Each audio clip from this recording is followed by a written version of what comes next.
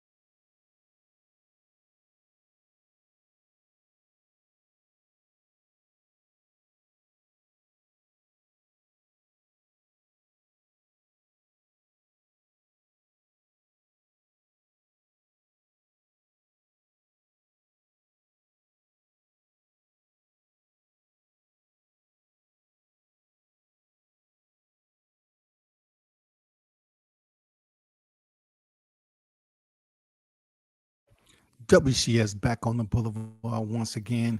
You already know, big shout out to the supporters. And let's get right down to it. The first in the building. Shaw News, the Sauce Experience, aka Showtime. Shaw on deck, man. Team Tucker in the building, man. What's good with it, bro? Salute to you, man. Appreciate you pulling up to the spot, man. Appreciate you pulling up to the spot, man. Don't go nowhere, cause man, we gotta chop it up. We ain't been on the panel for a while, bro. You know what I'm saying? We gotta chop this up and talk about the highs and the lows. You know what I'm saying? Shout out to Big Blunts and Boxing. The GOAT is in the building, man. You know what I'm saying? The GOAT is on deck. What's good with you? Hopefully everyone is doing great, man. It's Sunday. It's Easter. I don't know what you're doing, but you know, Easter is what it is when it comes down to it with me. I mean, you know, people try to treat it like Christmas. You know, they take it upon themselves to go in there and spend money in the mall. You know, all these days we have simulated throughout the annual calendar of people having to go spend money and get dressed up. They don't even know the real origins of what it means. You know what I'm saying? I mean, we don't know it. We just used to certain people doing it on a regular basis every year. So officially retired from betting on combat sports. Oh man. Shout out to my guy Tony Boswell. I see you on deck. Much respect at World Combat Sports in the chat. Stopped in to show support. Happy Easter to everyone. Peace and prosperity to you all. Happy Easter to everyone that's in the chat, man. I'm gonna put it out there just because Tony came in and said in good spirits, happy Easter. I'm gonna say it too, bro. Happy Easter, everybody. Even though, you know, when I was growing up, you know, Easter was like you get dressed up and then you go out to eat. You know what I'm saying? I didn't really see anything else going on. I never quite understood what was the Easter egg hunting and all that other stuff for. So man, we got a lot to unpack. Real talk. It's a heavy payload, but I can walk you through it. You understand? I can walk you through this payload. It's a lot to talk about. A lot went on yesterday. A lot went on. Let me first start off by, speaking on Shakur Steveson. Shakur Stevenson, salute to you. You went in there as the main event once again in your hometown, your backyard. You know what I'm saying? In Newark, New Jersey, Brick City. And you went in there and did what you were supposed to against the opposition such as that. That card turned out to be just a little bit pudgy to me. Just a little bit pudgy. But it filled the spaces it was supposed to fill with the A and B side, and that was that. But Stevenson went in there and put on a very, very thorough, dominating performance. And you cannot sleep on Shakur Stevenson. He continued to look strong. Dude is technically advanced. He can box, bro. I'm definitely the type of person will never understand how people are excluding him from the top 3 in the lightweight division. You know what I'm saying, you got to put him up there as a future world champion in the lightweight division whenever they decide who's gonna fight who and when. You know what I'm saying? You got to put him up there in the top 3. It's tough. It's tough. I know people are gonna say, well, how can you say it's top 3? You got Lomachenko over there. You got Gervonta Davis. You got Devin Haney. Yeah, true. But when it comes to certain individuals, they seem like they're out the door. They have a lot of tread on the tire, him being Lomachenko. And I think if all goes well with Devin Haney and Loma, Haney should come out on top, with fighting Lomachenko. That's just me. He can do all that theatrical stuff against, mid-level fighters back in the day. But now, bro, now you about to step up and fight a guy who's looking like he's super welterweight right now, and he's proven that he's a true lightweight champion, undisputed. One thing about Lomachenko, he does have 3 weight divisions to his cachet, but he doesn't have any of those divisions when it comes down to undisputed. That's a factoid. That's a fact. Christopher, what's good? Salute to you. Appreciate you pulling up, man. Shout out to Bruce Gas, Bruce Gas Boxing Jazz and more, man. The OG. Always a pleasure to have Bruce on deck, man. That is my window to the past. You know what I'm saying? When it comes to boxing, I get to take the time machine back in the past without even going up there purchasing me a ticket. You know what I'm saying? I just go to Bruce channel, and you know what I'm saying? The ones that's still here and living, we can get some education from Bruce, man. Shout out to the OG on deck, man. I got brisket and barbecue quail. Man, come on, stop it. I'm not even going to continue with that if you're not having a plate delivered, man. If it's nowhere locally in the A that I can pick up a plate of what you say, barbecue quail? Dude, barbecue quail and chicken, hamburgers fixed to eat, then start letting these kids play. Oh my God, man, that's just wrong, dog. Brisket too? Knowing dang well you got to know how to cook brisket for it to come out soft.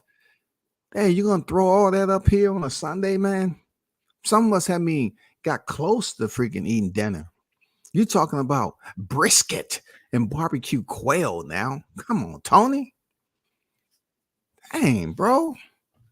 Now I might have to cut my life short so I can find me someplace to eat. Shout out to Lisa Bells if she in the building, man. For some reason, I will figure it out. Shout out to the OG on deck, man. Do you believe that Shakur is the boogeyman or one of the boogeymen? I mean, who is he scaring? Shakur is, I call him, the emperor of boxing. Shakur Stevenson, he's already a 2-weight champion. He's going to be a 3-weight champion at lightweight. Look, they can say what they want. It ain't no stopping Shakur Stevenson being, unless he can't make the weight. It's no stopping him from being a champion at lightweight. It's going to happen, yo. You know what I'm saying? I know I briefly skimmed over Yoshino, but shout out to Yoshino for showing up because he got blasted, man. And look, it's a lot of fighters that was in the ring with undefeated records yesterday. That just goes along with what I tell you all. That's the model of boxing. That's the format of boxing. It'll allow individuals to build up their record, and it's always going to be like that. It looks good. You know what I'm saying? It looks good. Some people have legitimate earnest when it comes to their records, and others don't. Yoshino seemed to be outmatched, outworked, and once, come on, bro. Come on, man. Shakur Stevenson put the hammer down on him. You know what I'm saying? He was sitting that man down, and he got him up out of there like he was supposed to.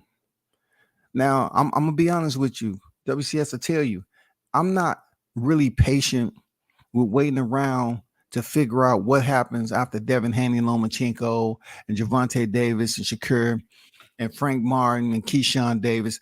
You have all these fighters who are very, very talented.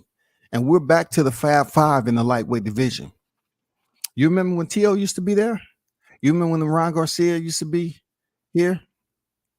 Lomachenko, Devin. You know what I'm saying? They was quickly and easily talking about the Fab Five in the lightweight division. We're back to the Fab Five, y'all. Who is the Fab Five? It's always going to be up for discussion. Now we have some, five legitimate players again. It's not like Haney and Davis left or Lomachenko left. I'm just saying you have enough big names in lightweight division to rock out with that Fab Five. And it's going to be interesting. So big salute go out to Shakur Stevenson, man. He went and did the damn thing.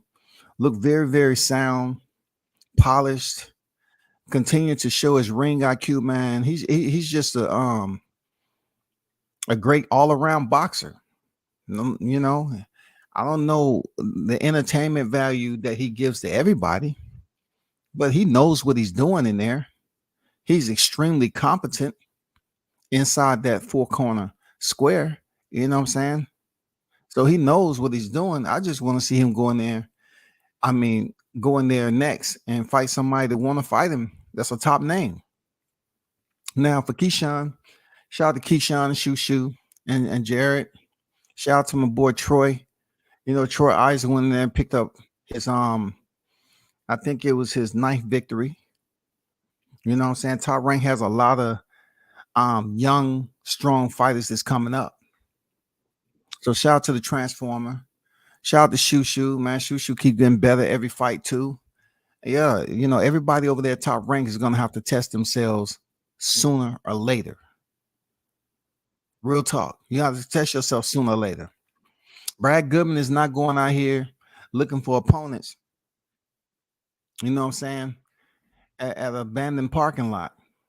You know what I'm saying? Like some of these cities have when you want to go look for handymans and everything. You have a whole lot of group of people on the corner, and when you stop, they all run over to your window. What you need to be fixed? What you need fixed? What do you need to fix? I can do this, and that. They're not looking for those type. So sooner or later, you're gonna have to fight. Keyshawn Davis called out Frank Martin, and I'm gonna tell you, something better come of this.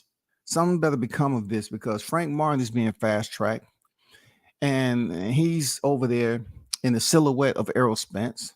So Keyshawn went in there and got him up out of there, got Anthony Yidgett up out of there. For a minute, it was good until Keyshawn kind of basically knocks some both loose on his mandible. You know what I'm saying? And he couldn't function with his mouthpiece like he should. And he got the job, stopped the man, and got him up out of there. I like the way he called out Frank Martin. Let's make this fight. I'm tired of hearing black fighters can't fight black fighters. I'm tired of it. We go over here and look at these performances and we say, oh man, so good, man. They're getting better and better every time. And then it take a whole nother year for these fighters to fight one another. So let's hope that's not the case with this. You know what I'm saying? Let's hope that's not the case. But Shakur Stevenson being a boogeyman, I don't think he's a boogeyman. I don't think he's a boogeyman. It's already one boogeyman in lightweight. I'm going to be honest. Javante Davis is the boogeyman in lightweight. I don't know why people just be trying to ignore That man have ammunition on the end of his left and right wrist. This man is dangerous when it comes to the bell. Javante Davis is dangerous. Period. He's dangerous. I started that brisket yesterday. Yeah, my brother cooks too, right? But I remember him, just saying that, yeah, you got to make sure you cook brisket the right way. You got to do it slowly and everything. Now, I'll be on time to eat it. But as far as me cooking it, nah. It'll be like goddamn pulling off some tree bark or some or running up on some old ass leather couches and ripping them apart and trying to chew on it. You know what I'm saying? Man, that brisket would not be fit for human consumption there, Tony. Real talk. Max on deck was good. I think he's exciting. He's in the pocket, slipping and countering with combinations. He might not have one hit KO, but his shots do sting, I bet, and accurate too. Man, great summation. You know what I'm saying? Real talk. I totally line up with that. Shakur Stevenson is very punctual with his combinations. Extremely punctual, y'all.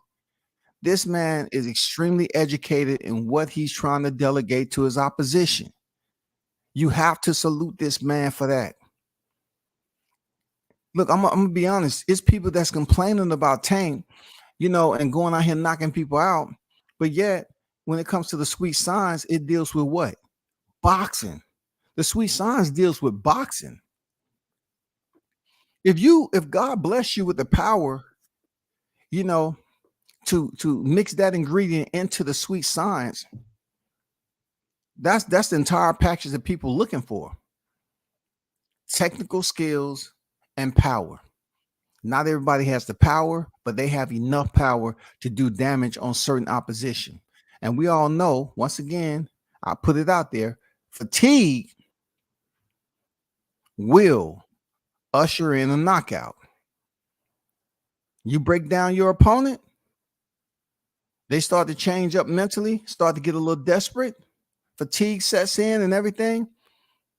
You can let the knockout come to you. Keyshawn looked good. MJ won his fight. Yes, sir. Yes, sir, man. Shout out to Top Rank for putting on another great card, man. Some of the B-sides are looking a little pudgy. I know Jared Anderson went in there and beat the bearing out of his opponent.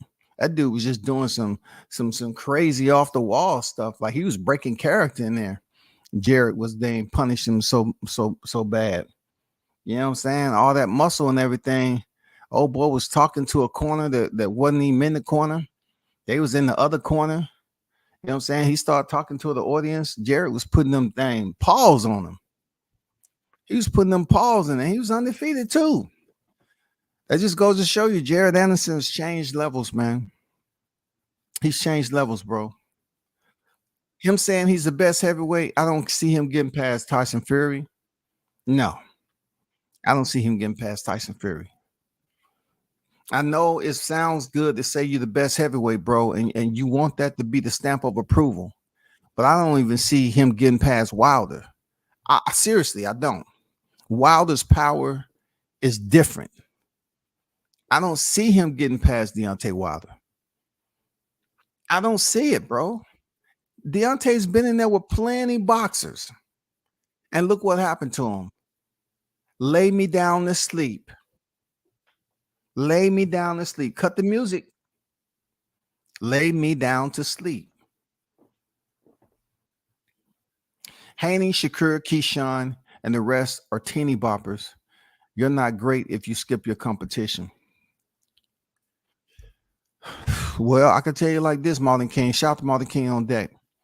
Man, I'm curious to know what's going to happen in the upcoming months, bro. Because those names you mentioned, they got to fight one another. There's no more playing around. You know what I'm saying? We don't want to hear this damn hocus pocus magic show no more. And hear these fighters talk trash all on social media, and then nothing never materialized when it comes to the contracts. We need something solid, bro. We need something real solid. And those names right there are solid names, to include Javante Davis. You know what I'm saying? to include Frank Martin. You got to throw Frank Martin in the picture. I mean, he's looking solid right now. We still waiting to see what happened with Lomachenko Haney, but Haney them is implying that they're going to remain in lightweight division forever and a day. You know what I'm saying? My brisket in the oven now, been in there since this morning. Wow, man. Y'all have the audacity to come over here and talk about brisket, man. God damn, when I'm trying to freaking focus on my live stream, man. Will y'all have some respect? Hold on for a second.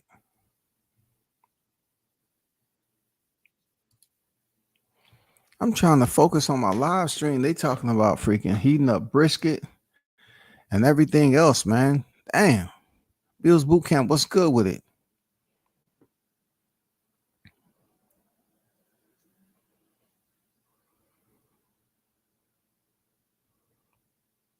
The box is mine. Salute to you, bro. Salute W says, have heard from Michelle Rivera. Michelle Rivera, is he moving up or is he staying? To be honest, the boxing mind, in all respect, I could care less, bro. You know what I'm saying? Because Michelle Rivera just got smoked out, and he's not even part of the Fab Five. You feel me? He's not part of the Fab Five, man. He was just a hype off a name and a look, and he got punished. He got punished. Now this conversation, the response would be quite different if he would have won. If he would have won his last fight, then yeah, cool. We would have been on the point. Al Money on deck. I see you. WC's on deck, man. You already know what it is. Al Money in the building. Best fights with Davis and Shakur. They have to get Anderson a UK fight because Wilder a punk. What does that mean exactly, Wilder a punk? How's Wilder a punk? He won his last fight. What's next for Wilder? You know what I'm saying? The bronze bomb is still in effect, man. But we got to stay on topic. The bronze bomb is still in effect. How many losses did he got? Monty King. He only has 2 losses, big dog. He only has 2 losses in a trilogy with the number 1 heavyweight in the sport. You know what I'm saying? The number 1 heavyweight in the sport, he has 2 losses. Andrew Charles on deck. I see you, bro. Anderson kind of reminds me of a young George Foreman. He mean and aggressive in the ring. I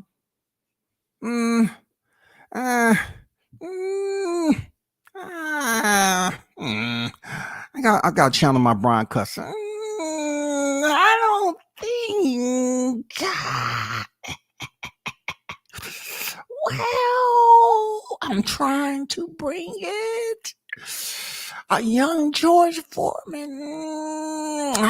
You know what I'm saying? I when you say that, I got to channel my Brian Custer.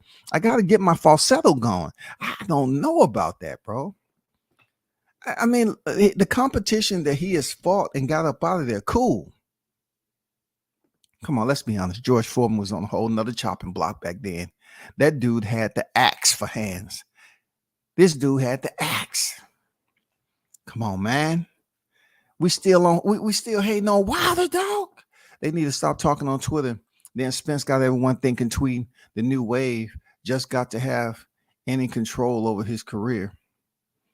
The last few training camps, I've seen Deontay Wilder post. Wilder has been looking really quick on his feet. Wilder is moving like a heavyweight. Wilder was quick on his feet in the last fight also.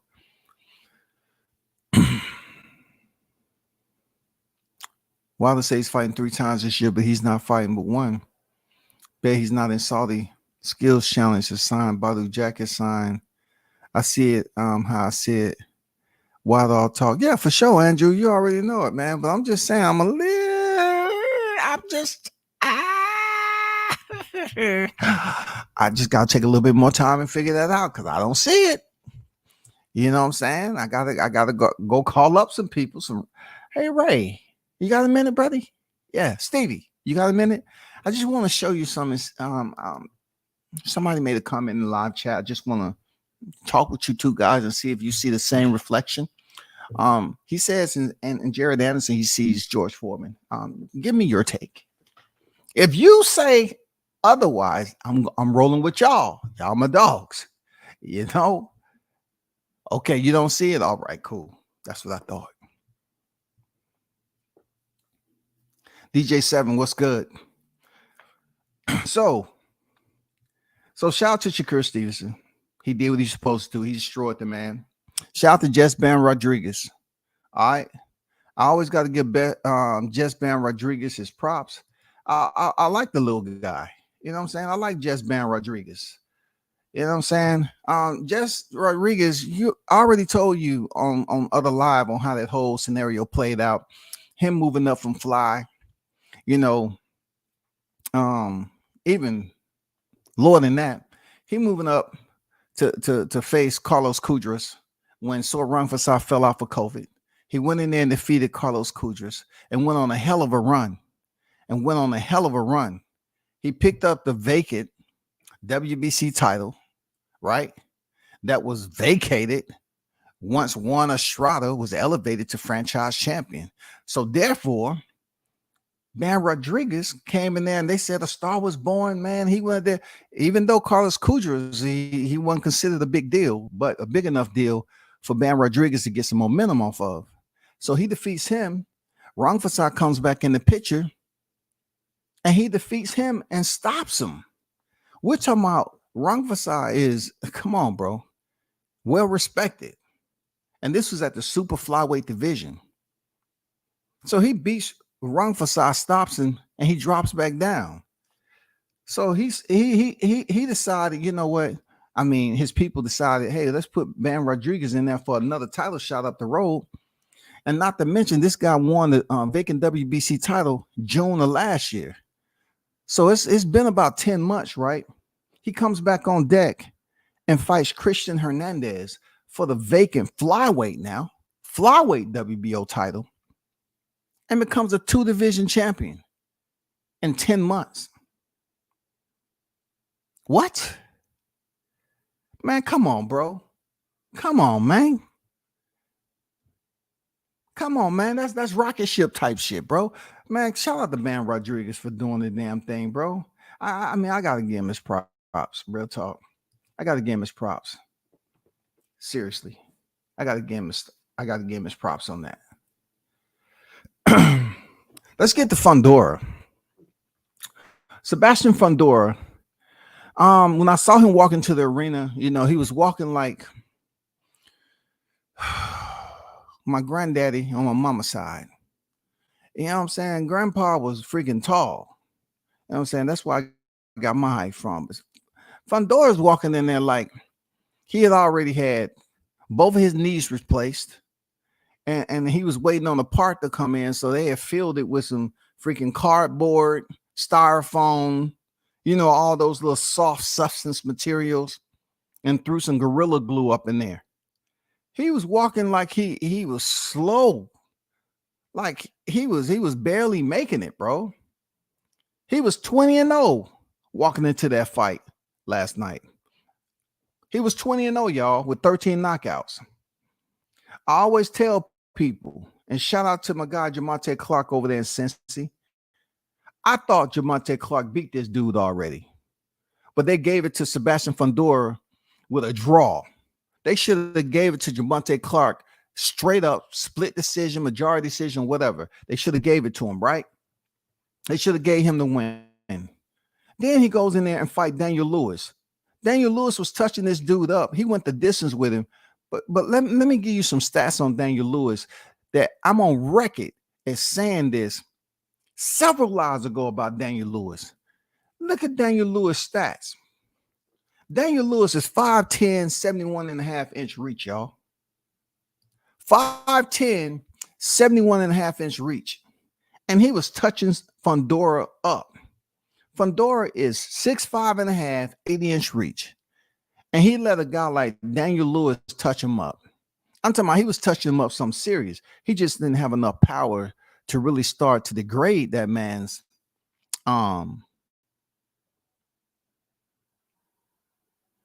strength in there. So what happened was Fundora, he gets past another one, and he goes in there and fought Nate the Great, Gallimore. And I didn't think he was going to stop Nate the Great. I thought he was going to give him pretty good run for his money. He stops Nate Gallimore, and he go on up, right? He stops Jorge Cota, goes on Sergio Garcia. Now, Sergio Garcia was basically allowing you all to see what was about to happen last night. Sergio Garcia went in there and gave Fundora a tough-ass fight. I'm not saying fighters don't go in here and have tough outs.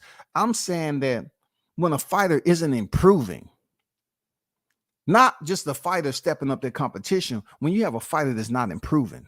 I didn't think Sebastian Fundora was improving. So Sergio Garcia gave him a tough go. And then we seen Erickson Lubin crack the egg. Erickson Lubin cracked the MF egg. He took a lot of punishment, but he was able to drop him. He cracked the egg. He showed that vulnerabilities does exist with Sebastian Fundora. You can crack that exterior, and that's what Lubin did. Lubin put the hammer down on Fundora, and he just didn't have enough to close it. Now, Carlos Ocampo remind me of that exchange student that's just drop it in for a little bit, and they're going to hang out with you. And that's what he did. He hung out with Sebastian Fundora for 12 rounds and went on about his business. Nobody's really talking about that. I talked about it on my live, but ain't nobody talking about Carlos Ocampo. You know what I'm saying? They steadily trying to still give Spence the high praise for stopping this guy welterweight. Stop it. Last night, Brian Mendoza, right, who was 21-2 walking into that fight. His only 2 losses, right? It's been a minute, but he lost to Larry Gomez way back in 2019. And in 2021, Jesus Ramos.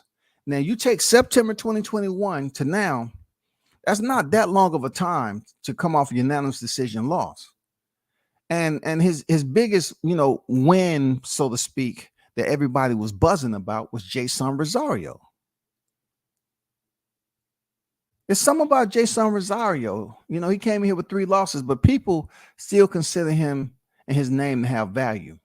So he defeated Jason Rosario via KO last year in November in round 5, which somehow, led him to the doorstep of Sebastian Fundora. Now, the reason why this is all screwed up with Sebastian Fundora is that he was chaperoned all the way up to the driveway of Jermell Charlo. I mean, when I tell you the GPS led him right to the driveway and he cut off the car, he said, I'm just going to wait until, they bring out the contracts. And then everything just started going the opposite way. Like Tim Tszyu came into the picture. You know what I'm saying? Sebastian Fundora thought he was going to get concierge service, the VIP service, and it didn't happen. So what he had to do was fight other names. And the bad thing about it was those names that lie in wait for freaking Fundora, they start getting a little bit tough. Like they was feeding Fundora. You talking about a South Park giant? You know what I'm saying? People sometimes call him the walking Skeletor. But unfortunately, Jermell Charlo wasn't coming off the belts anytime soon to face Sebastian Fundora. And I tell people all the time, Jermell Charlo would have knocked out Fundora just like Ramos did. Mendoza. He would have knocked out Sebastian Fundora just like Brian Mendoza did. Absolutely, he would have. Let's get to last night. The fight did go 7 rounds. And Fundora, as always, looked the part and he was performing the part. I mean, come on, man. I'm not going to sit up here and say Fundora can't box. I can't say that he doesn't have some type of skill set that's really productive when he's in there with his opposition. But Mendoza, man, was on his clock yesterday. He checked in and he checked Fundora's chin. Not only checked it once, not twice, goddamn it, but goddamn 3 times to close this giant out for good. Like when I tell you, it was almost watching timber sports. It was like I love timber sports too. I love when they be climbing up the trees and goddamn, cutting shit down and all that, and they be damn chopping all those damn trees for time. It reminded me of timber sports. When I saw the Fundora, the almighty Fundora, the Towering Inferno fall, it just reminded me of all these movies where, Godzilla, King Kong, Jurassic Park, all these animals be freaking, causing all these fires and stuff. And these, you always see that big tower, falls over that's on fire. That's what it looked like with Fundora the other night. Man, when I tell you, it was all bad for somebody that tall, 6'5.5", to get hit, freeze up, hit again, and closed with a punch, and to lay flat out, sunbathing under the lights. Oh man, it was brutal. And I told y'all, I say when Sebastian Fundora loses, he's gonna what? Get knocked out. It was only a matter of time. Sebastian Fundora, I said when he loses, it's gonna be a clear, concise knockout. It's there for the taking. You just have to have enough within you, a solid strategy, and you have to know how to execute it effectively. And that's exactly what Mendoza had, man. He had strength, you know what I'm saying? He had the correct strategy. He was smart, and he went in there and closed out Fundora. And man, I'm telling you, y'all, I think Fundora is finally gonna try to move up to 160 because he's been cutting that weight. He's been trying to wait for these titles. Dude, you're not ready for Jermell Charlo like that. Well, I don't know. Jermell Charlo has been reconstructed also like Fundora. But I don't think Fundora needs to stay at 154. He needs to move up to 60, bro. He needs to move up to 60. Because right now, it's been so many steps that was leading to him being stopped. Now, y'all are probably saying like, where it took him so many opponents for him to reach the climax for when she was close out. I get it, but that's not what I'm talking about. I just seen him, like I say with Jamonte Clark, take punishment and should have took an L. Daniel Lewis, which was way shorter than him, 6-0. As he was just moving up, Sergio Garcia, Erickson Lubin, it was time. It was time. Step by step, he was getting close to that point of reckoning. And that point of reckoning came last night with Brian Mendoza. And shout out to Mendoza for acknowledging the truth. This was a long time coming with Fundora. For real. The way he got knocked out, I think it changed his life, man. That was a brutal knockout. I'm not gonna lie. That was a brutal knockout, bro.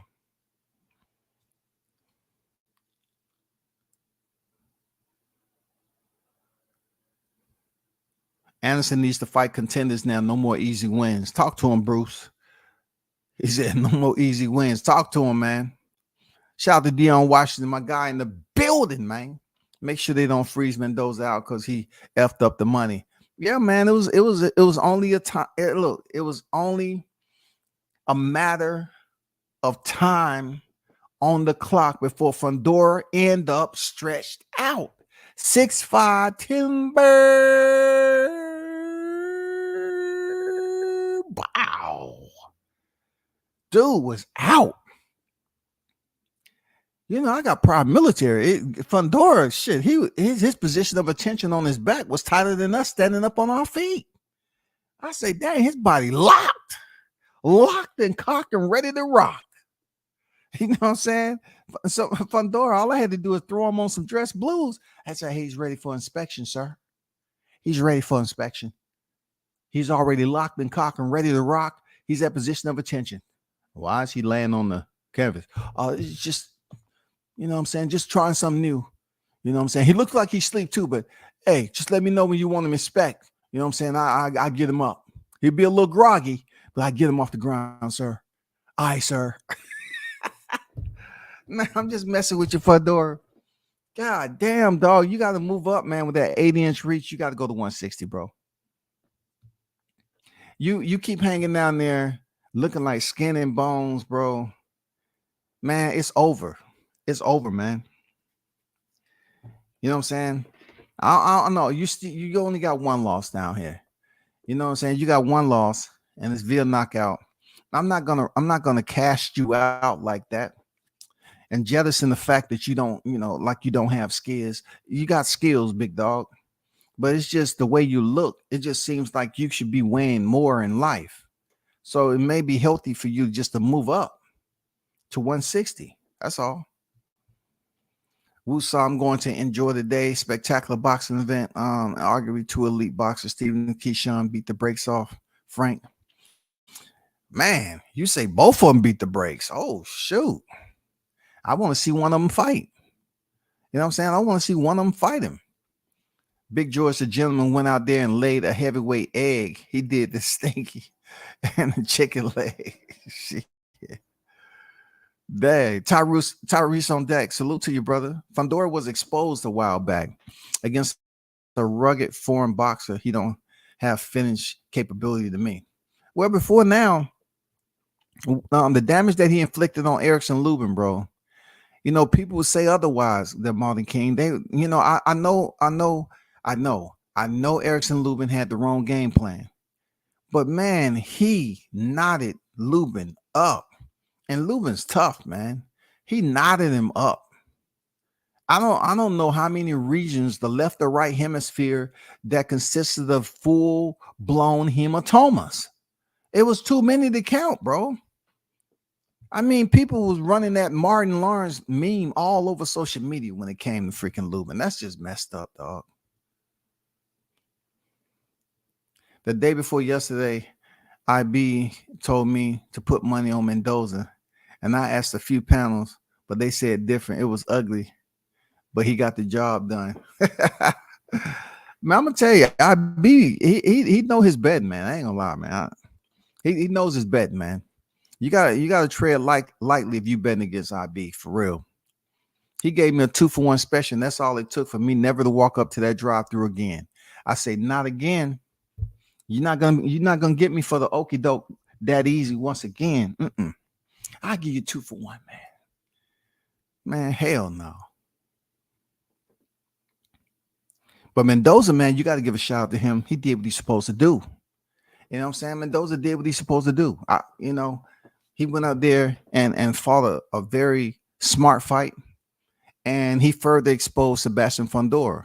This is not a shocker that he got flatlined. No, this is not a shocker, bro. This is not a shocker. They're in the sport of boxing. Look, this is a guy who was recently talking about he would come down there to 47 and fight Spence. He was getting a little egotistical. He was bloated a little bit. You know what I'm saying? He was feeling himself. This is a guy saying he'll come down to 47 and fight Spence. You know what I'm saying? And now the good thing about the aerosexuals, if they looking forward for Arrow to move up to 154, this would be a good time to pick up Fundora, since y'all was kind of wondering who can he fight at 54. That would be a good time. You know what I'm saying? If that's an opponent that y'all want to suggest, yeah, have Arrow fight Fundora. He's coming off a knockout loss. This would be the opportune time to put that 21 on your resume and keep it stepping. For real. But you better not let it go the distance, homie. You better not let it go the distance. It better not go past 7 rounds. You know what I'm saying? It better not go past the 7 rounds. That's all I'm saying. You better get him up out of there. Lisa Bell's Mendoza messed up my parlay. Michael Johnson Boxing talking more. What's good? Salute to you. Same goes for Joe George. Sooner or later, he would get knocked out. Yeah, we're just trying to figure out what exactly is going on over there with that. I don't watch Showtime too often, but I got Showtime. It was great. Um, his head bounced off the canvas too. Yeah, Fundora might take a year off hiatus before he see again. If his team is smart, man, they'll look out for the young guy. Fundora is only 25 years old. They'll look out for him, man. They will look out for him. And it's another situation that's not on the title. Before I forget, Naoya Inoue, right? He recently vacated his titles like last December. Well, he became undisputed. He vacated his titles this year, I believe, right? But the point, he defeated Paul Butler and became bantamweight undisputed. But not to mention, people have to understand, like, they act like certain things can't happen in boxing because it's certain names of certain fighters. But I try to tell, especially the black fighters, that you have to create your own storyline, to benefit you. When people was talking about that Shakur never fight Keyshawn, okay, if that's what you, all right, cool. Y'all consider yourself family, but keep on helping out one another. Just like Naoya Inoue, his brother Takuma, Inoue, just went over there and picked up the WBA title that his brother Naoya just had. He just went in there and fought for one of his brother's old titles. And I'm saying to myself, this is the guy in Inoue who pretty much tried to get a fight, who's waiting on a fight with him, and his cool boy supposed to fight May, June, or whatever. And then his brother comes back up in here, who had already took a L, and he comes back and fight for a vacant WBA title and wins. So now the next Inoue is on deck at bantamweight, already a champion. Already a champion, bro. If that ain't some nepotism, I don't know what it is, shawty. I don't know what it is, but man, shout out to them. Very smart. I'm not mad at him. No, for real. I'm not mad at him, man. I'm not mad at him. He got the pool over there. He got his brother to fill the slot and went in there and got the job done. I don't know how long he's gonna be champion, but when you talk about lining your family up for success, Takuma Inoue is 18-1, 4 knockouts. He has a very low knockout ratio. He lost to Nordino Bali, the same champion who fought Rashid Warren. I was at that fight too. He fought Rashid Warren for the vacant WBC bantamweight world title. And that's, Nordino Bali would continue, to fight very infrequent, what I'm saying, until he ran into Nonito Donaire. And Donaire took his WBC title and then hand delivered it over there to freaking Monster Inoue. And that's how that story goes. But he did fight Nordino Bali after he won the vacant title fighting Rashid Warren. I'm talking about Takuma Inoue. He did fight him for the WBC World Bantamweight title. He did fight him. And Nordine Obali won a unanimous decision. I was thinking to myself, I wonder how that would have played out. Let's just say Takuma wins the WBC vacant and he continues to win. And it gets to a point where you and your brother are both champions in the bantamweight division. Could we have seen two Inoues fight? Would that have happened? Or one would have vacated?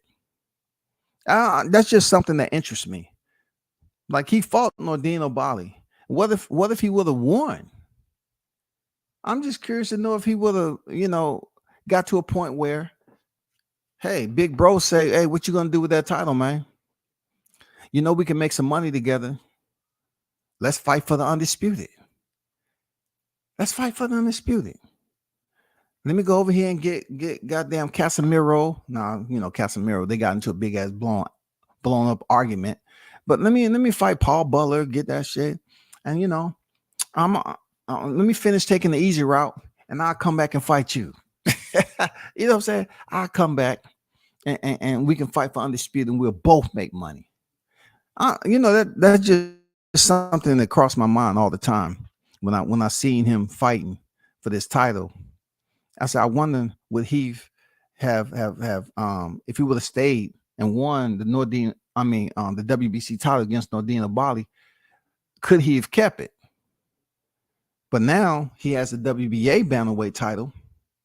It doesn't matter because his brother is gone. So now I'm thinking they may be pushing a unification with the next Inoue. If that does happen, that'd be crazy. Okay. Lisa Bell, watch the tweet parade. Just keep talking. Haney, Keyshawn, Shakur got lightweight division on lock. Game over for the teeny boppers. Man, if y'all don't stop leaving Javante Davis out there, bro, that's a dangerous behavior. To leave that leave Tank out of there, man.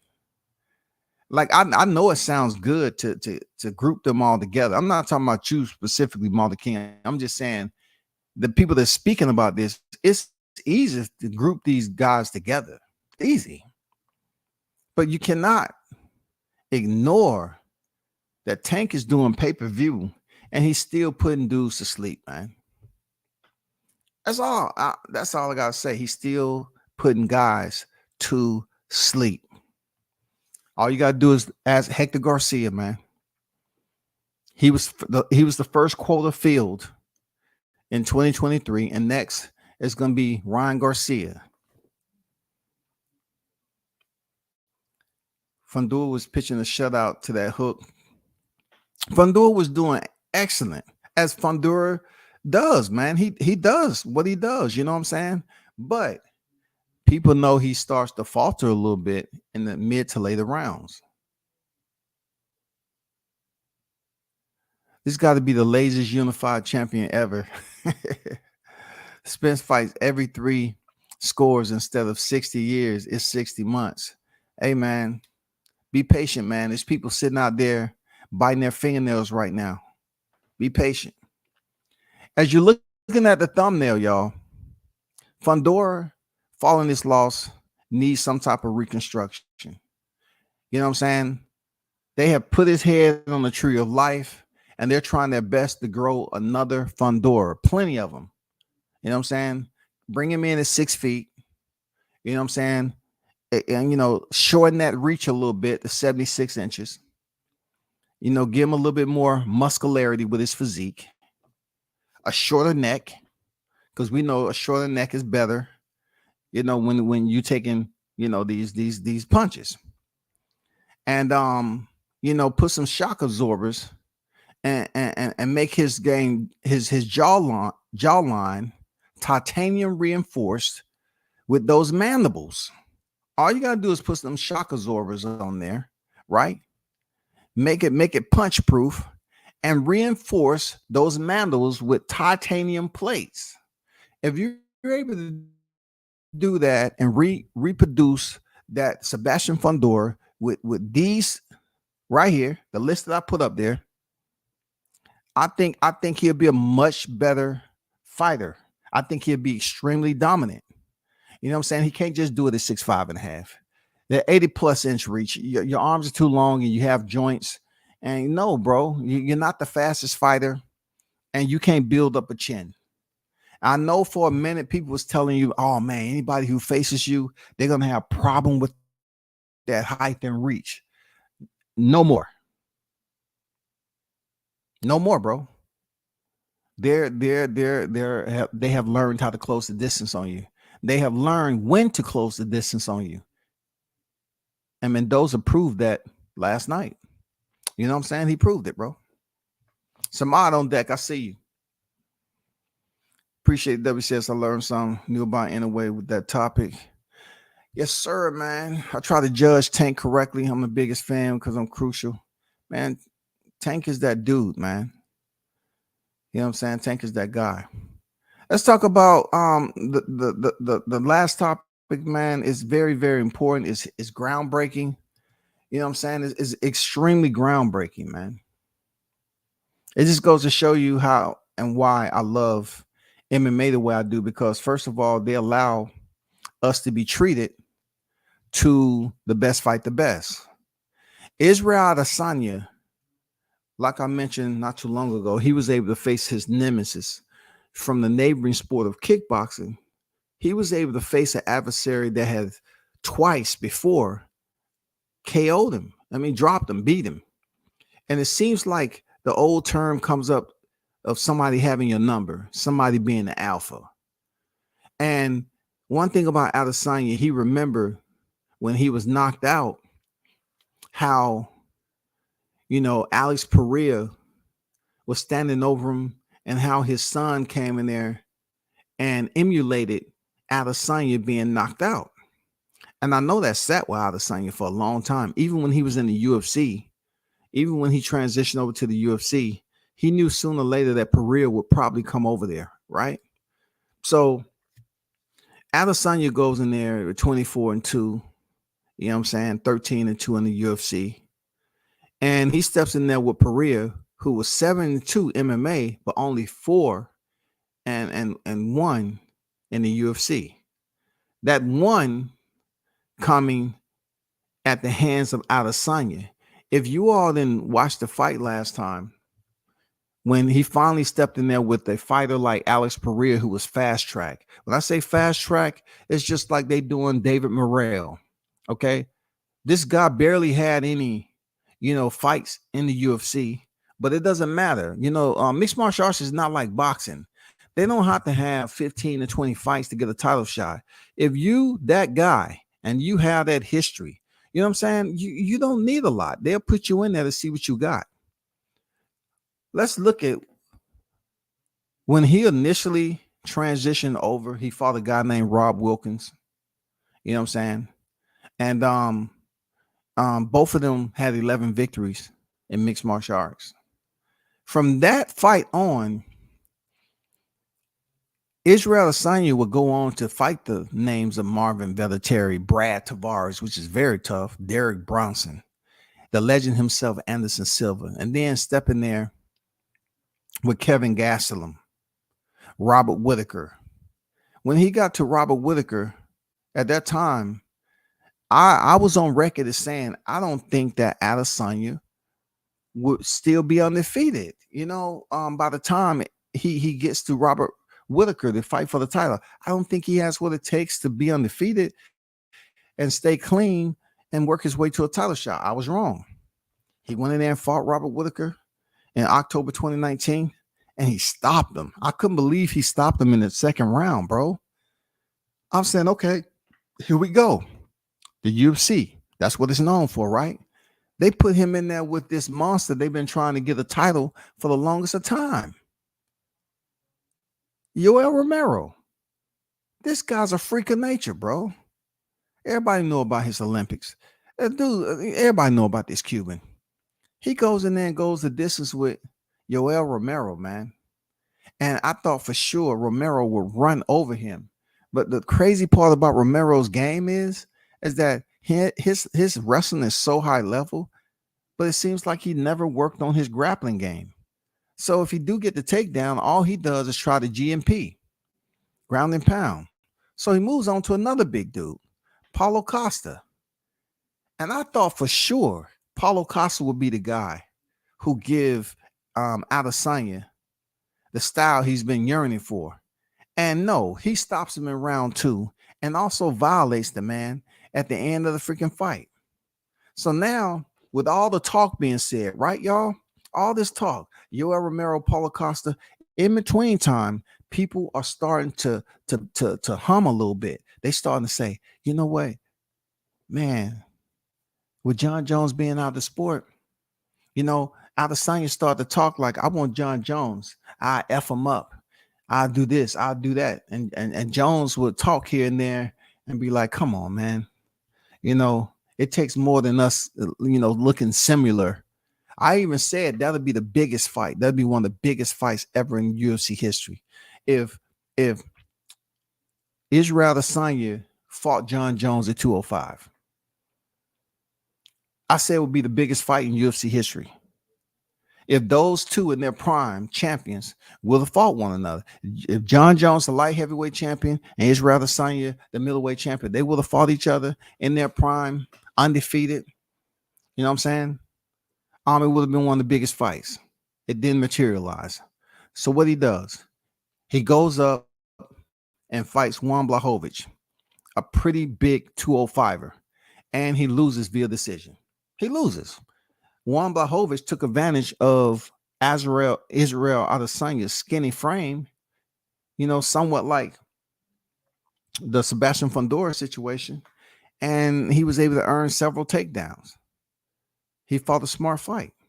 He goes on to fight Marvin Vettori, defeats him.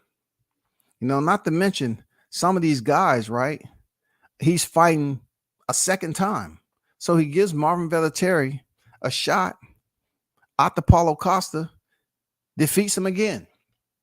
And then he goes in there and rematches Robert Whittaker, who's coming back, like I said again, for the UFC. They love giving their previous champions and champions the opportunity to get back in there. So Robert Whittaker come back in there for a rematch, and he loses. Robert Whittaker loses a unanimous decision. Adesanya pulls it out again. And then we have Jared Cannonier, a guy who came down from freaking heavyweight all the way down to 185. I'm saying, okay. This guy got the previous weight, almost like the Jihad Tucker situation and Nikolov Seknashvili, right? I was saying to myself, this guy has the previous weight, and he has the power to come down here and be competitive. And no, he beat him in a unanimous decision. You know what I'm saying? He put on a damn good performance, and he got it in. And it's almost like Jared Cannonier was so nervous. He was starstruck. He wasn't ready for the moment. I'm telling you, man, this is what I can remember these freaking moments like yesterday. But anyway, shout out to Jihad Tucker too, man. Make sure y'all check that fight out. You know what I'm saying? He put them brakes. He put them brakes on freaking Seknashvili. So he goes in here and fights Alex Pereira. Word was that once again, the matchmakers at UFC was going to bring Alex Pereira to the UFC, and he was already there this time, but they was trying to fast track him to face Adesanya. So it didn't really matter who he was fighting because they wasn't on the level of Adesanya until it got to the point where finally they say, yeah, he's did what he has to do. We're going to put him in there with Adesanya. And the build-up was cool. You know what I'm saying? The build-up was what you would want for two fighters that have a history outside of the organization. Two fighters that have absolutely wins and losses. Somebody was the loser and someone was the winner. And not only that, it was a knockout that was a part of the history too. So they had all the criteria and content to build this up into a nice one. It didn't go as much as I thought it would, but it did somewhat somehow bring the interest from the MMA fans and say, oh man, this is going to be a hell of a fight. So when the Brazilian got up in there, people found out real quick that dude is big, strong, and he made weight, man. He looked a little dry at the weigh-ins, but he made weight. He goes in there, and Adesanya is pretty much having a dominant performance, y'all. I'm talking about just like Sebastian Fundora was up to that point on when he was stopped. I mean, I'm talking about 5 rounds, 5 minutes apiece, and it's a very close fight. And I felt that at that point in time, Adesanya would have won if it would have went to the cards, if he would have continued to do what he had to do, right? But he got caught with the left hand, just like freaking Fundora. He got caught, and he dropped it. He bent at the waist. And then he hit him again and hit him with punches, with a barrage of punches. And the whole exchange became belligerent to the point where the referee had to step in and stop the fight. It was one of those electric moments where you say, God damn, this dude knocked out Adesanya in kickboxing, and he knocked him out in the UFC, man. In mixed martial arts, rather. Kickboxing and mixed martial arts, he stopped him. So now you have to say to yourself, is this His alpha, is this the dude that you will always have in your history once you retire from the sport? That whenever you stepped in there with Alex Pereira, this was a dude that just had your number. He just had you all figured out and you couldn't do anything about it. Not the case, bro. So let's go to the reality and what I spoke about. The three kings. Somehow, some way, man, we all know about Wakanda, right? We know about the fictional sci-fi place, but the vibranium is real. I actually, went up there, I almost lost my life, but I ended up getting me some vibranium. I'm good. So anyway, they took a picture of the three kings. You have Francis Ngannou, Kamaru Usman, and Israel Adesanya. And I always talk about this because in boxing, it's just always something dealing with racism, and this fighter can't fight that, and blacks don't fight blacks, and blacks gotta fight Mexican. You just don't get that over in MMA, right? So you had the three kings over there taking a picture. I'm talking about Africans, man. You had the heavyweight champion Ngannou. You had the welterweight champ Kamaru Usman. You had the middleweight champ Israel Adesanya. All reigning, defending, undisputed champions at the same damn time. Once they took that picture, they started to lose those titles. Look, only two of them lost the titles. I'll take that back. But they start to go away. So Francis Ngannou left the sport after Kamaru Usman, lost his title to Leon Edwards, right? And then it came down to Adesanya. Adesanya loses his title to Alex Pereira. And I'm thinking to myself, well, the matchmaking is going to allow him re-entry to reclaim, right? That's what I like about Sean Shelby. He's still the matchmaker over there. It's superb because you're going to get the fight you want. Sure enough, they made the fight. They didn't wait a year and a half, man. They made the fight. You know what I'm saying? Look, they fought November of 2022, y'all. And they just fought yesterday, the 8th. That's like 4 months. They got them right back in there, bro. How difficult was it to make, man? Why do they have to? This is mixed martial arts where you're using your entire vertical physical spectrum, for striking. All of it is a consolidated arsenal. You know what I'm saying? Your consolidated arsenal from your head to your toe, right? They put them back in there after they fought November 2022, November 12th, and they put them back here on the 8th, which was yesterday, and 23.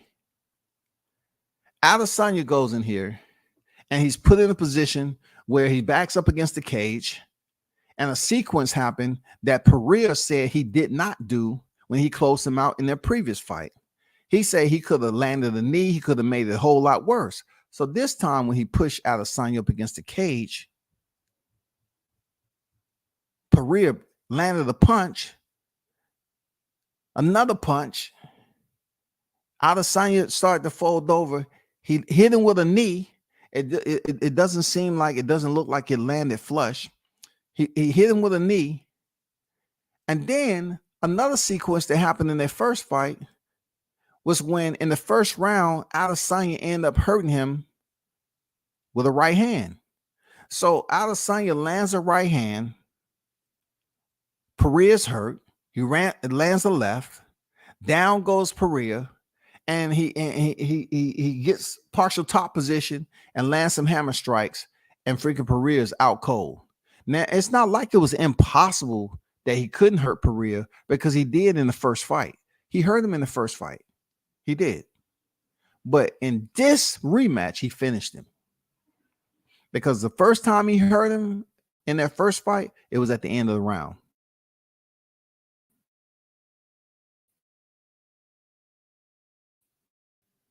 It was at the end of him. That would hunt him just a little bit. I know it hunted. It definitely was befriending him a lot. Why he was getting prepared for this rematch, because he said, I had the guy. If I would have had just maybe 30 more seconds, I could have finished him. Now he gets into the rematch. He ends up getting the finish, almost similar to the same sequence that he had the first time they fought. I just thought I'd put that out there. WCS, man. Boxing, MMA. You know what it is, bro. But thanks for listening. Those of you that are still in the building, I appreciate you.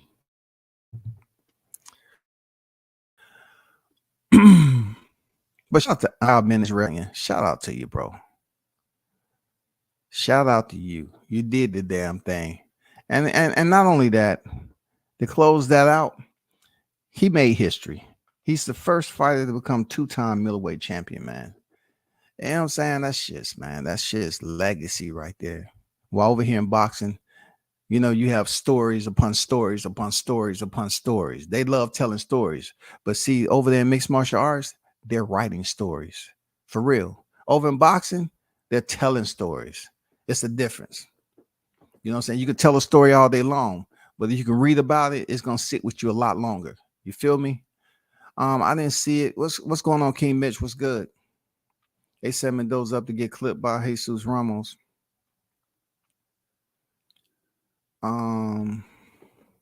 The Tower Inferno was extinguished last night. Got hit with the water bomb, followed by a stiff 1-2, and put him down. I got Fundora in a rematch. What? You think he gonna rematch? I don't know if boxing is like that. They might give him a rematch, man. I like to see it.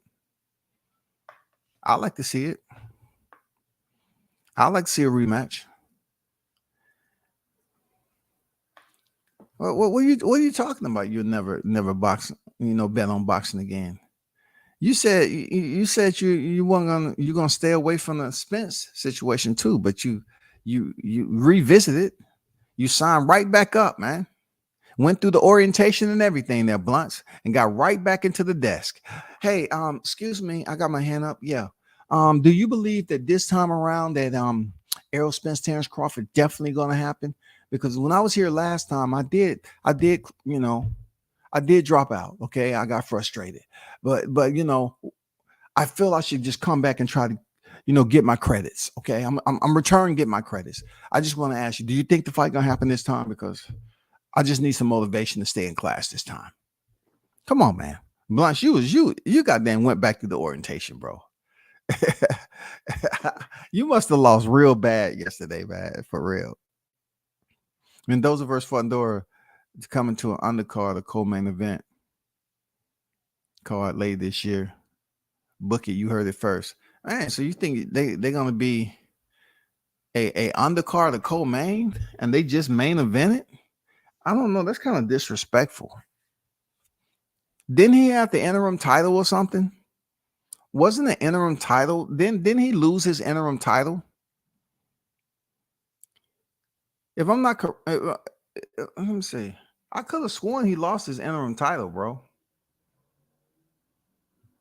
Let me do a little research on this. Yeah, for the WBC interim world super welterweight title. Yeah, he lost his interim title, bro. He sure did. Down goes the giant. Down goes the giant. Down goes the giant. The towering inferno. God dang, man. Hey, man, you'll be back, brother. You're 25 years old. You're young in the game. You're just different. Your frame is different. You need some reinforcements. For real. You just got to make it happen, bro. I need to find out about 1,200 on the ground today. God dang. You lost the whole rack up in that mother. You didn't seek counsel before you make that bet on all those belts. You didn't seek counsel, brother. God dang. Mendoza had that David slingshot. Yo, man, I want to see them fight again. I would definitely like to see them fight again. What else happened? But shout out to Shakur Steveson and all them cats that fought. Jared Anderson, Troy Isley, Keyshawn, Shoo. Shout out to them for getting it in. Shout out to Jess Rodriguez, Bound Rodriguez, coming 2-weight champion in about 10 months. You know what I'm saying? Shout out to you for doing the damn thing. Happy for you. Um, to MMA, man, the one thing I can say is one of the biggest fights that shocked a lot of people was indeed, Adesanya coming back there and knocking out Pereira in the second round. So big salute to them, man. Team Adesanya for making history. And all his people was on deck. You know what I'm saying? Shout out to them. And also they had that Robbie Lawler and Roy McDonald fight inducted to the UFC Hall of Fame, which was absolutely incredible. I'll go on record as saying, like, I do believe that it changed the lives of both of those guys. It took a lot out of them. It took years off their life. Robbie Lawler and Roy McDonald, in my opinion, is going to feel this a lot more once they really get into retirement. Seriously, I think, especially for Roy McDonald, he ain't never been the same since that fight. But it was a war, man. And that's why I tell people, like, they see certain things go on in boxing and see a little cut here and there. And they say, oh, man, no, they can't do it. They can't do it. They need to stop, man. MMA fights with 4-ounce gloves, man. You see guys leaking. You see Crimson Mask. You see guys drenched in blood. You know what I'm saying? You see Red Cross ringside talking about, thank you. Thank you for your donation. Thank you for your donation. They be scooping up. They be getting all that blood that's out there. It's a brutal freaking sport. But that fight right there is one of the most brutal fights I've seen. One of the most brutal fights I've seen. When it comes to blood, when it comes to the punishment, the damage that was inflicted, yes, sir. That was one of the most brutal fights I've seen. Dion say, Muggs be tripping. Mendoza had that David Sling shot. Brandon Lee struggle. And Brandon Lee is just in a place right now where, he's going through his reality check. We seen it when he started to struggle before he even got knocked down. He was struggling with, an opponent. He's just going through it. He's gonna have to push through it, man. He's gonna have to push through it, bro. Like, he's gonna have to push through it, man. Somehow, some way, like, people have to understand. You frown upon the fighter with power, but the fighters that don't have power, people sit up here and say, so and so they don't have no pop, dude. They don't have no pop. A lot of these fighters don't have pop, but they can box. They can bang. You can still bang it out on the inside, fight out on the inside and have okay power and inflict damage and break your opponent down. You can do that. It's very, very possible that you can do that. It's just you have to know how to do it. You know what I'm saying? Just like I mentioned Jahal a lot. I appreciate the ones that's showing him love. But listen, at 54, for him to fight a light heavyweight the way he did, he broke him down, man. It doesn't always have to be the stoppage. It can be that you degrade your opponent enough to just punish him. All you got to do is look at the pictures, the frames out there, man. Dude was freaking, he was trying to prepare for those shots. So expect, like, at 154, it's not a division where you have just heavy hitters up there knocking people out. You don't. You see 54 pounders freaking go the distance all the time. Seriously. I mean, every fight you see out there, you don't get the Tim Tszyu and Tony Harrison stoppage. You don't get Jamel Charlo stoppages like he stopped Brian Castaño. He didn't stop him in the first, but he stopped him in the rematch. They're not knocking out people on a consistent basis. All right. So it makes for very good competition for these fighters to step in the square with one another, because it's going to come down to heart. Who's more durable? Who's tougher? Who got more dog? Who's more vicious, man? Whose level of tenaciousness can outdo the other and break them down and strip them of their will? That's the whole thing with me. You know what I'm saying? The 154-pound division is lit, just like the 135-pound division. Both of those divisions are pretty lit, man. Yeah, Campbell was touching them up for real. But Brandon Lee's gonna have to figure it out. He's going through something. You never know what it is. I don't know, bro. I don't know, but I'm gonna leave like this. And too many people not talking about it. The Anthony Joshua situation with Derrick James. What do y'all think about that? Because people was up here, talking like, he came over there to Derrick James. How do you think he looked? How do you think he looked? Joshua, did he look any different than he did when he came from Robert Garcia? Was there anything unique that you identified? I mean, just help me understand, bro.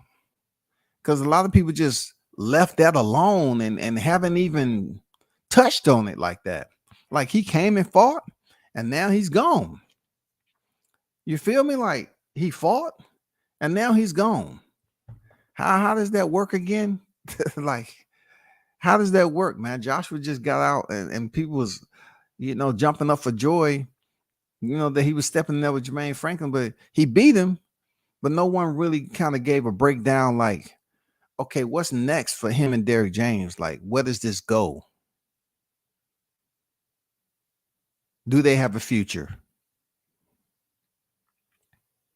What are we talking about? I just didn't hear the grading. I didn't hear the grade that they gave Anthony Joshua because the fight to me was a bit banal. I ain't gonna lie to you. I wasn't highly impressed with Joshua.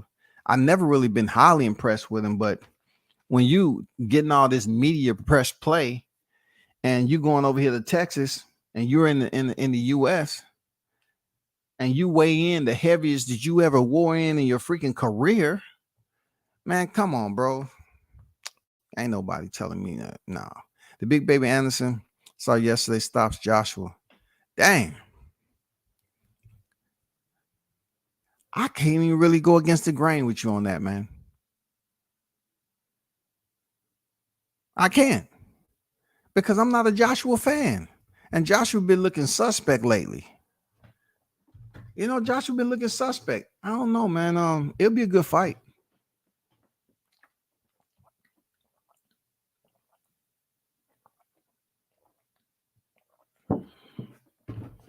It'll be a good fight for sure. I ain't gonna lie, Dion. It'll be a good fight, man. Will they even get him Joshua right now? I doubt it. I'd rather see him fight freaking Joe Joyce. Put him in there with Joe Joyce, man. Where Andy Ruiz at? No, I'm gonna tell you, to be honest, like I said, Tyson Fury, Deontay Wilder, y'all can say what you want to say. I don't think he beat them two. I don't, bro.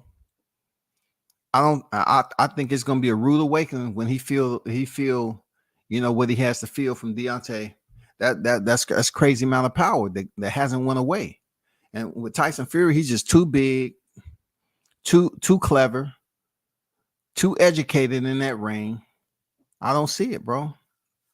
Now I might be in blunt situation. I might be absolutely wrong if I place a bet, but I just don't see it right now with Jared Anderson. There's no disrespect to him. I don't see him beating Tyson Fury.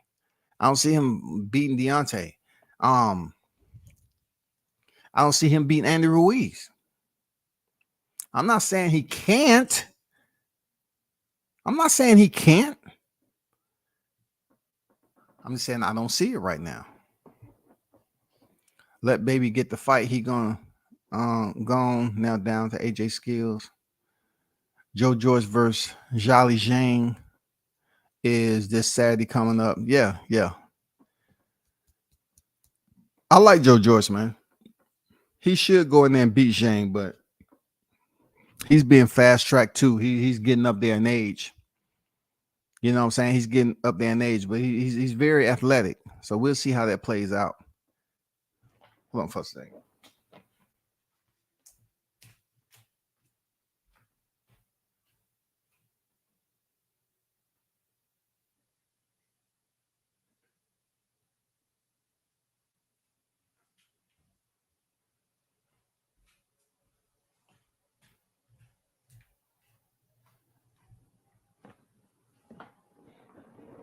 I like to see Jared Anderson versus Frank Sanchez. Oh, that'd be a good fight right there.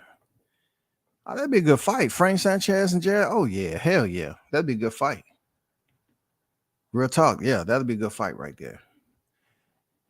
Look, a big part of me is saying that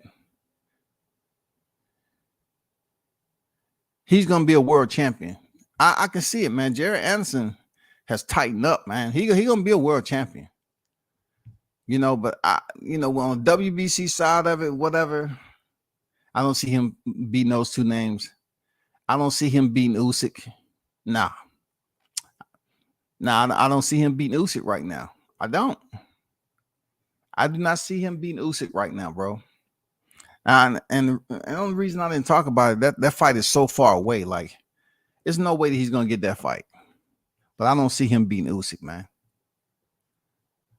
I don't see it at all. But man, I gotta bounce. I got some things to do. Appreciate y'all for tuning in, of course. Be sure to hit the like button if you haven't already did it, because it's only 10 likes in here. Y'all just be doing WCS just dirty, just disrespectful, man. Some of y'all come in here and peek through the window, and then y'all, man, nah, man, I ain't listening to that. Y'all won't even hit the like button, man. Hit the like button. You know what I'm saying? We should do this again. Y'all enjoy y'all Easter. You know what I'm saying? Especially, Tony, was over there cooking that meat, barbecue quail, man. Shit. It made me, I'm about to go to the restaurant myself. Shoot. Hey, I'm about to go down and see if they have barbecue quail on the menu. ASAP. You know what I'm saying? On a bed of rice, light gravy with asparagus on the side. Yes, can I have some wheat rolls, please? Yeah, and a glass of give me the 1803. Yeah, that bottle. Yeah, how much is it? It'd be 2,000. Just leave it up there, please. I'll take some Arnold Palmer. How much would that be? Oh, that'll be $5. Okay, cool. Now we're rocking. Give me an Arnold Palmer, please. Man, I kick with y'all another time, man. Y'all have a safe one out there.